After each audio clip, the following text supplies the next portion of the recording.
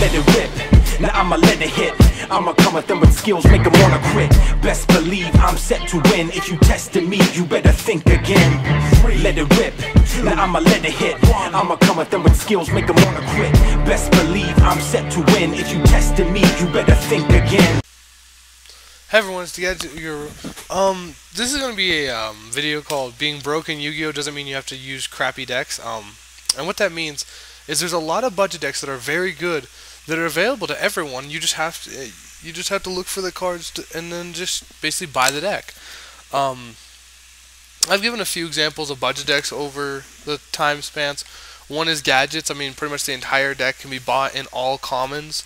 When people look at my deck, you see all the max rarities and stuff, and they're like, oh my gosh, oh my gosh, oh my gosh, that deck must cost a fortune. This deck, yeah, okay, it costs a fortune because everything's max rarity. But if it wasn't max rarity, Yellow Gadget is common, Divine Wrath is common, Widespread Ruin is common, Fossil Dyna, that's one that you can't get by. Bottomless Shrapple is common, Smashing Ground is common, Green Gadget is common, Pot of Avarice is common, Compulsory is common, Shrink is common, Dark Hole, Summoning Curse, Compulsory, Fissure, Shrink, Green, D-Prison. D-Prisons are common, they're like $3–4, so they're a little expensive. Solemn, you just can't get around it. Like the cheapest one you're gonna find is a rare, and it's like 18. So they're a little expensive. Torrential is common. Mirror Force is now common, like a bunch of different places. Monster Reborn is common. Like most of this deck, you can build for like $5. I mean, I'll take out the cards you cannot buy for $5. Give me 1 second. It's not that many cards, actually.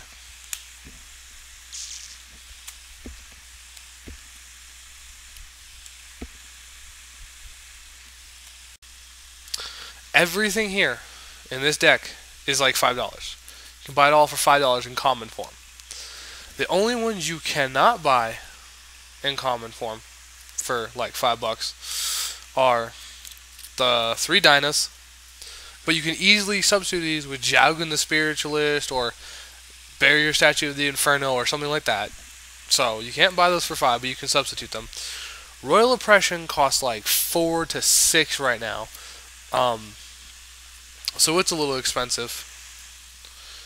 Dark Bribes are commons, but they're about $4 a piece, so they're a little expensive. And then the Solemn Judgment. So out of a deck of 45 cards, you can't buy 8 cards. The rest of this, every other card in here, costs under $5 altogether. So basically, I mean, you can buy the entire deck for almost nothing, and as long as you're willing to put out, I'd say maybe $4 for this, and $4 a piece for the bribes. So you do that. So the whole deck comes to around 4, 8, 12, 16, like $20. The entire deck is now $20, and the only 4 cards you don't get are these.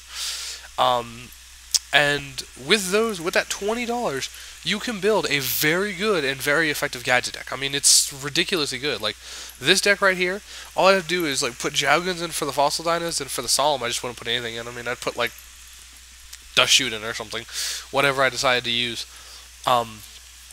But you can improvise, and just with like $20, you can build a deck that is honestly really good, and that's for like a competitive deck.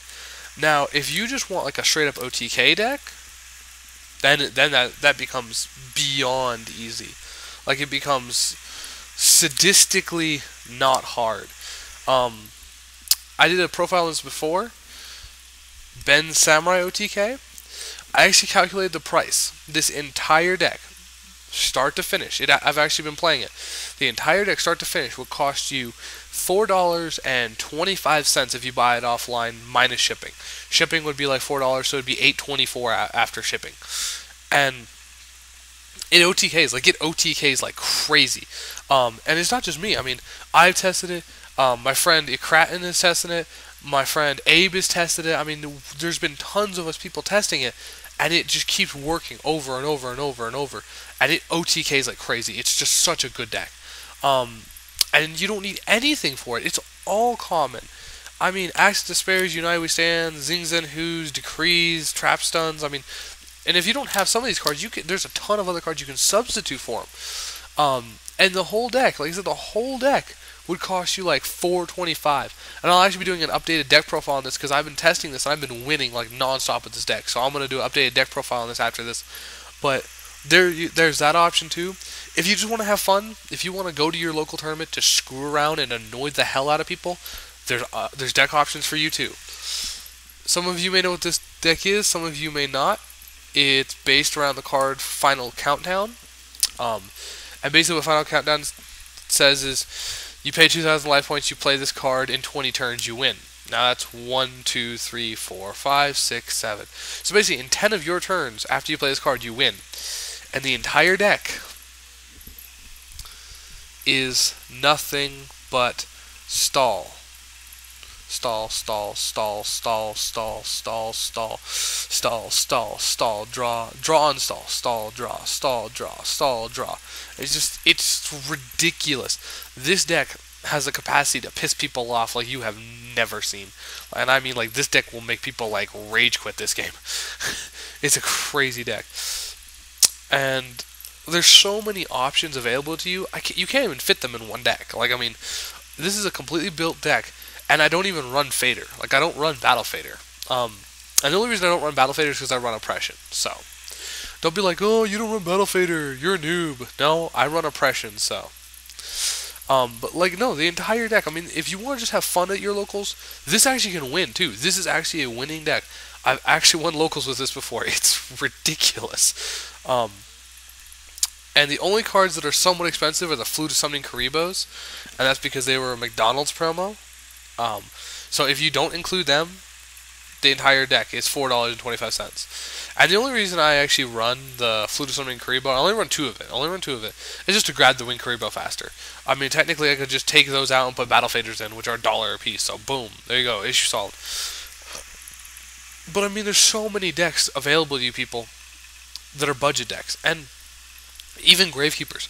The entire Gravekeeper deck is now common. Every last card is a common.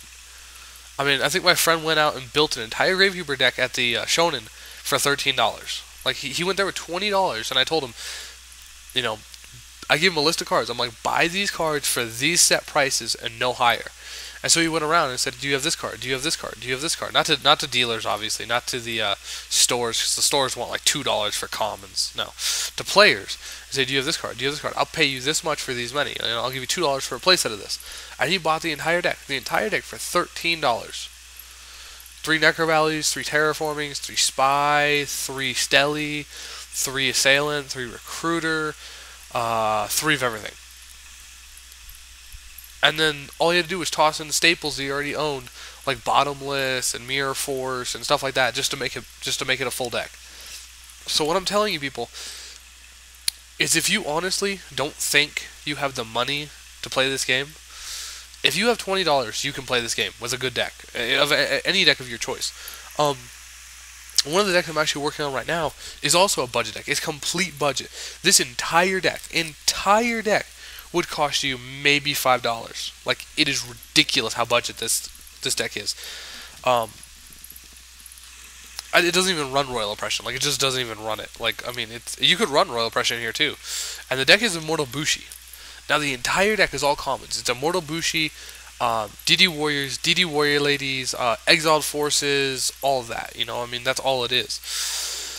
And it's honestly just, I mean, right now I've got the monster parts proxied because I traded all my DD stuff because I'm a retard and a fool. But that's back when people actually wanted it, and I was like, why not? I'll trade it for like gadget stuff. So, basically, I'm literally like, I tallied up the price for the cards I'm missing, and it'll cost me a grand total of $6 to buy all the monsters, all of them. I'm like, oh, okay. So I'm gonna do that. I'm gonna do that. My next locals is just buy all the monsters and then just complete the deck. But like I'm saying, I mean, there's a ton, and I mean a ton, of decks available to you guys. And I'm going to start doing deck profiles on them and try and help you guys out so you guys can see that there are options available to you.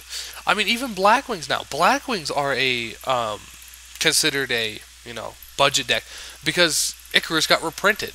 I mean, it got reprinted in a starter deck. It's like $1 now. And then all the Blackwings are common already. So, I'm going to start doing a lot of deck profiles on Budget Deck for you guys, so you can see, that you do have options available to you. You just need to, open your mind and look at what's in front of you.